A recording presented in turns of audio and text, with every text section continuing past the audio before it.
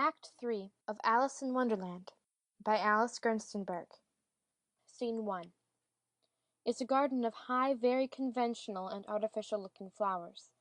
On a large mushroom sits the caterpillar smoking a hookah. Alice is whirling about, trying to get her equilibrium after her fall. She goes to the mushroom timidly and, conscious of her size, for her chin reaches the top of the mushroom, she gazes at the caterpillar wonderingly. He looks at her lazily and speaks in a languid voice. Who are you? I hardly know, sir, just at present. The Queen frightened me so, and I've had an awfully funny fall down a tunnel, or a sort of well. At least I know who I was when I got up this morning, but I think I must have been changed several times since then. What do you mean by that? Explain yourself. I can't explain myself, I'm afraid, sir, because I'm not myself, you see. Being so many different sizes in a day is very confusing. You? Who are you? I think you ought to tell me who you are first. Why? As Alice turns away. Come back. I've something important to say. Alice comes back. Keep your temper. Is that all? No. He puffs at the hookah in silence, finally takes it out of his mouth and unfolds his arms. So you think you were changed, do you? I'm afraid I am, sir. I don't keep the same size. What size do you want to be? I don't know. At least I've never been so small as a caterpillar. The caterpillar rears angrily. It is a very good height indeed. But I'm not used to it. I wish you wouldn't all be so easily offended. You'll get used to it in time. Are you too big? Or am I too small? She compares her height wonderingly with the tall flowers. The caterpillar looks at her sleepily, yawns, shakes himself, slides down from the mushroom, and crawls slowly away. One side will make you grow taller, and the other side will make you grow shorter. One side of what? The other side of what? Of the mushroom. Alice hesitates, then embraces mushroom and picks bit from each side. 3 gardeners representing spades enter carrying brushes and red paint cans. Look out now, Five. Don't go splashing paint over me like that. I couldn't help it. 7 jogged my elbow. That's right, 5. Always lay the blame on others. You better not talk. I heard the Queen say only yesterday you deserve to be beheaded. What for? That's none of your business, too. Yes, it is his business, and I'll tell him. It was for bringing the cooked tulip roots instead of onions. Well, of all the unjust things. Sees Alice. Others look around, all bow. Could you please tell me what side to eat? 5 and 7 look at 2. I don't know anything about it. He paints a white rose red. You ought to have been red. We put you in by mistake, and if the Queen was to find it out, we should all have our heads cut off. A thumping is heard off stage, and the music grows louder and louder. What's that? The White Chess Queen. Don't let her see what we are doing. She'll tell on us. Run out and stop her from coming here. 5 Spot says to Alice as she runs to the right. No, the other way. But she's off there. You can only meet her by walking the other way. Oh, what nonsense. Go the other way. Alice re-enters in dismay and dashes out to the left. She's running away from me. The White Queen backs in from right and Alice backs in from left. They meet. The gardeners cry, "The Queen!" and throw themselves flat upon the ground. Their backs are like the backs of the rest of the pack. Music stops. Alice looks at the Queen curiously. Oh, there you are. Why, I'm just the size I was when I saw you last. Of course you are. And who are these? I can't tell them by their backs. She turns them over with her foot. Turn over. Ah, I thought so. Get up. What have you been doing here? May it please your majesty, we were trying. The White Queen examines Rose. I see. Be gone, or I'll send the horses after you, and tell the Queen of Hearts. Gardeners rush off. The Red Queen enters. Alice has gone to the mushroom again to look at its sides, and there, to her amazement, finds a gold crown and scepter, which she immediately appropriates. Music. The queens watch Alice superciliously. Alice puts on her crown, proudly exclaiming in great elation, "Queen Alice," and walks downstage, bowing right and left to the homage of her imaginary subjects. She repeats as if scarcely daring to believe it true, "Queen Alice." Music stops. Ridiculous! Is this the 8th square? You can't be a queen, you know, till you've passed the proper examination. The sooner we begin it, the better. Please, would you tell me? Speak when you're spoken to. But if everybody obeyed that rule, and if you only spoke when you were spoken to, and the other person always waited for you to begin, you see nobody would ever say anything, so that— Preposterous! I only said if. She says she only said if. The White Queen moans and wrings her hands. Oh, but she said a great deal more than that. Ah, yes, so much more than that. So you did, you know. Always speak the truth, think before you speak, and write it down afterwards. I'm sure I didn't mean. That's just what I complained of. You should have meant. What do you suppose is the use of a child without any meaning? Even a joke should have some meaning, and a child's more important than a joke, I hope. You couldn't deny that, even if you tried with both hands. I don't deny things with my hands. Nobody said you did. I said you couldn't if you tried. She's in that state of mind that she wants to deny something, only she doesn't know what to deny. A nasty, vicious temper. I invite you to Alice's dinner party this afternoon. And I invite you. I didn't know I was to have a party at all, but if there is to be one, I think I ought to invite the guests. We gave you the opportunity of doing it, but I dare say you've not had many lessons in manners yet. Manners are not taught in lessons. Lessons teach you to do sums and things of that sort. Can you do addition? What's 1 and 1 and 1 and 1 and 1 and 1 and 1 and 1 and 1 and 1? I don't know. I lost count. She can't do addition. Can you do subtraction? Take 9 from 8. 9 from 8 I can't, you know, but— She can't do subtraction. Can you do division? Divide a loaf by a knife, what's the answer to that? I suppose— The Red Queen answers for her. Bread and butter, of course. Try another subtraction sum. Take a bone from a dog, what remains? The bone wouldn't remain, of course, if I took it, and the dog wouldn't remain, it would come to bite me, and I'm sure I shouldn't remain. Then you think nothing would remain? I think that's the answer.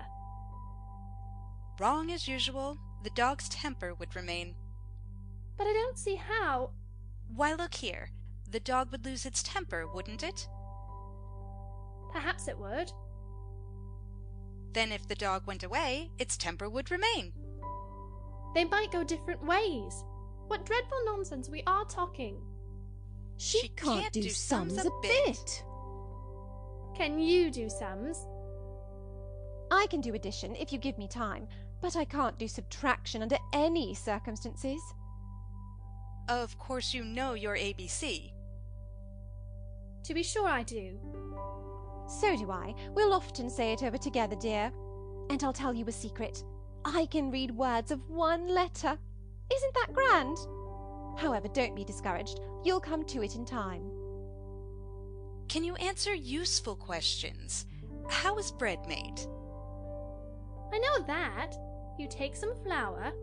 Where do you pick the flour? In a garden or in the hedges? Well, it isn't picked at all. It's ground. How many acres of ground? You mustn't leave out so many things. Fan her head. She'll be feverish after so much thinking. They fan her with bunches of leaves which blow her hair wildly. Please, please. She's all right again now. Do you know languages? What's the French for fiddle-dee-dee? Fiddle-dee-dee's not English. Whoever said it was?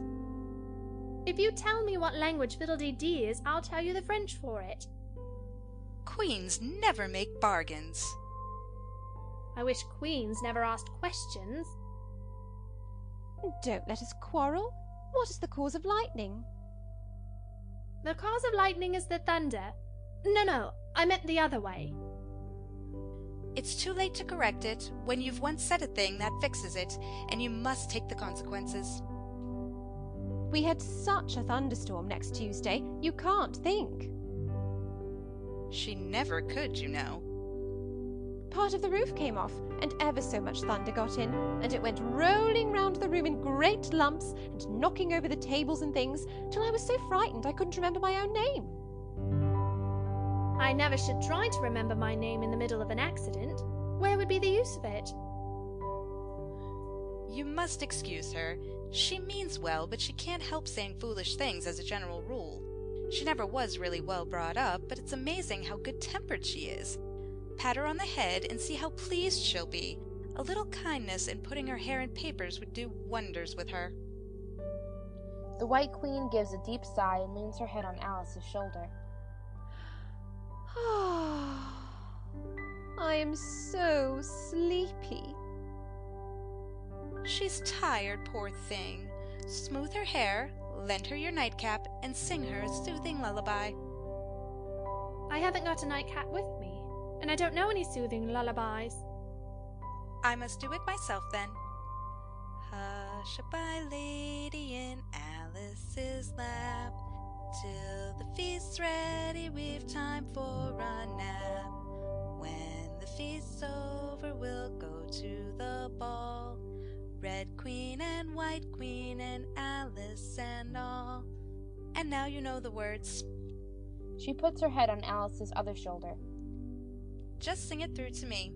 I'm getting sleepy too. Both queens fall fast asleep and snore loudly. What am I to do? Take care of two queens asleep at once? Do wake up, you heavy things! All lights go out, leaving a mysterious glow on Alice and the queens. The White Rabbit blows trumpet off stage. The trial's beginning! What trial is it? Who stole the tarts? I ate a tart. You've got to be tried. I don't want to be tried. You've got to be tried.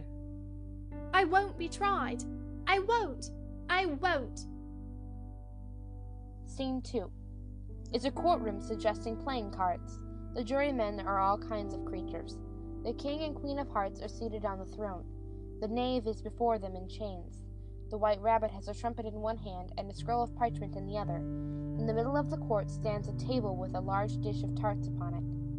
The White Rabbit blows 3 blasts on his trumpet. Ba-dum! Ba-dum! Ba-dum! Silence in the court! Alice watches jurymen writing busily on their slates. What are they doing? They can't have anything to put down yet, before the trial's begun. They're putting down their names for fear they should forget them before the end of the trial. Stupid things. Silence in the court! The jurors write in chorus. Stupid things. How do you spell stupid? A nice muddle their slates will be in before the trial's over. There's a pencil squeaking. Cut it down. The jurors in chorus as they write. Squeaking. The king wears a crown over his wig, puts on his spectacles as he says, Herald, read the accusation. The White Rabbit blows 3 blasts on his trumpet, unrolls a parchment scroll, and reads to the music. Ba-dum! Ba-dum! Ba-dum! The Queen of Hearts, she made some tarts, all on a summer day. The Knave of Hearts, he stole those tarts, and took them quite away. Consider your verdict. Not yet, not yet. There's a great deal to come before that. Call the first witness. First witness! The Hatter comes in with a teacup in one hand and a piece of bread and butter in the other. I beg your pardon, Your Majesty, for bringing these in, but I hadn't quite finished my tea when I was sent for. You ought to have finished. When did you begin? The Hatter looks at the March Hare, who follows him arm in arm with the Dormouse. 14th of March, I think it was. 15th. 16th. Write that down. 14, 15, 16, 45. Reduce that to shillings. Take off your hat. It isn't mine. Stolen. Stolen. I keep them to sell. I have none of my own. I'm a hatter. The Queen of Hearts puts on her spectacles and stares at the Hatter, who fidgets uncomfortably. Give your evidence, and don't be nervous or I'll have you executed on the spot. The Hatter continues to shift nervously from one foot to the other, looks uneasily at the Queen, trembles so that he shakes off both his shoes, and in his confusion bites a large piece out of his teacup instead of the bread and butter. I am a poor man, Your Majesty, and I hadn't but just begun my tea, not above a week or so, and what with the bread and butter getting so thin, and the twinkling of the tea. The twinkling of what? It began with the tea. Of course twinkling begins with a T. Do you take me for a dunce? Go on. I'm a poor man, and most things twinkled after that. Only the March Hare said, I didn't. You did. I deny it. He denies it. Leave out that part. But what did the Dormouse say? That I can't remember. You must remember, or I'll have you executed. The Hatter drops teacup and bread and butter and goes down on one knee. I'm a poor man, Your Majesty. If that's all you know about it, you may stand down. I can't go no lower. I'm on the floor as it is. Then you may sit down. I'd rather finish my tea. You may go. The Hatter goes out hurriedly, leaving one of his shoes behind. The Queen nonchalantly says to an officer, And just take his head off outside. But the Hatter was out of sight before the officer could get to the door. Call the next witness. Next witness! The Duchess enters with a pepper pot, which she shakes about. Everybody begins to sneeze. March Hare sneezes and rushes out. Give your evidence. Shan't. Your Majesty must cross-examine this witness. Well, if I must, I must. What does your cook say tarts are made of? Pepper. The Duchess shakes the pot and the court sneezes. Treacle. Achoo! The Duchess shakes the pot at him. He sneezes for the first time. Call the dormouse! Behead the dormouse! Turn that dormouse out of court! Suppress him! Pinch him! Off with his whiskers! The whole court is in confusion, turning the dormouse out, and while it is settling down again, the Duchess disappears. The Duchess! She's gone! She's gone! Never mind. In a low tone to the Queen. Really, my dear, you must cross-examine the next witness. It quite makes my forehead ache. Call the next witness. The White Rabbit fumbles with the parchment, and then cries in a shrill little voice. Alice! Here. What do you know about this business? Nothing whatever. The King says to the jury. That's very important. Unimportant, Your Majesty means, of course. Unimportant, of course, I meant.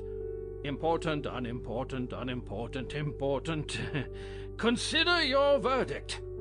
Some of the jury write important, and some write unimportant. There's more evidence to come yet, please, Your Majesty. This paper has just been picked up. What's in it? The White Rabbit fumbles with a huge envelope. I haven't opened it yet, but it seems to be a letter, written by the prisoner to somebody. It must have been that, unless it was written to nobody, which isn't usual, you know. Who is it directed to? It isn't directed at all. In fact, there's nothing written on the outside. Takes out a tiny piece of paper. It isn't a letter at all. It's a set of verses. Are they in the prisoner's handwriting? The jury brightens up. The White Rabbit looks at the knave's hand. The knave hides his hand, and the chains rattle. No, they're not. And that's the queerest thing about it. The jury looks puzzled. He must have imitated somebody else's hand. Please, Your Majesty, I didn't write it, and they can't prove I did. There's no name signed at the end. If you didn't sign it, that only makes the matter worse. You must have meant some mischief, or else you'd have signed your name like an honest man. At this, there is a general clapping of hands. That proves his guilt. It proves nothing of the sort. Why, you don't even know what they're about. Read them. The White Rabbit puts on his monocle. Where shall I begin, please, Your Majesty? Begin at the beginning and go on till you come to the end. Then stop. They told me you had been to her and mentioned me to him. She gave me a good character, but said I could not swim. I gave her 1. They gave him 2. You gave us 3 or more. They all returned from him to you, though they were mine before. My notion was that you had been, before she had this fit, an obstacle that came between him and ourselves and it. Don't let him know she liked him best, for this must ever be a secret, kept from all the rest between yourself and me. That's the most important piece of evidence we've heard yet. So now let the jury... If any of them can explain it, I'll give him 6p. I don't believe there's an atom of meaning in it. She doesn't believe there's an atom of meaning in it. If there's no meaning in it, that saves a world of trouble, you know, as we needn't try to find any. And yet, I don't know... Spreads out the verses on his knee and studies them. I seem to see some meaning after all. Said I could not swim. You can't swim, can you? The knave shakes his head sadly and points to his suit. Do I look like it? All right, so far. We know it to be true. That's the jury, of course. I gave her 1, they gave him 2. Why, that must be what he did with the tart, you know. But it goes on. They all returned from him to you. The king triumphantly points to the tarts. Why, there they are. Nothing can be clearer than that. Then again, before she had this fit, you never had fits, my dear, I think. Never. Then the words don't fit you. There is dead silence while the king looks around the court with a smile. It's a pun. Everybody laughs. Music.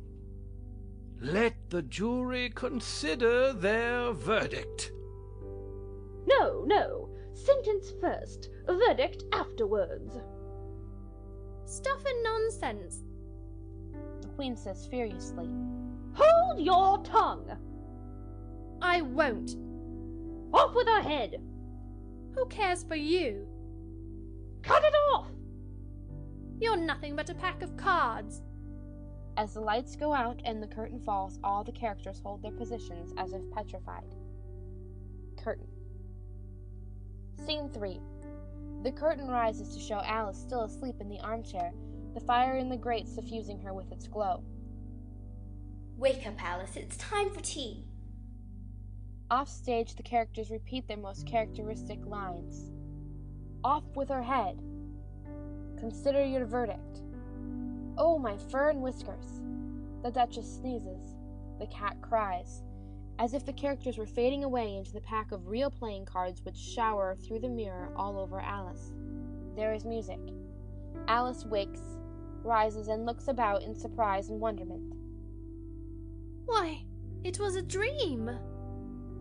Curtain.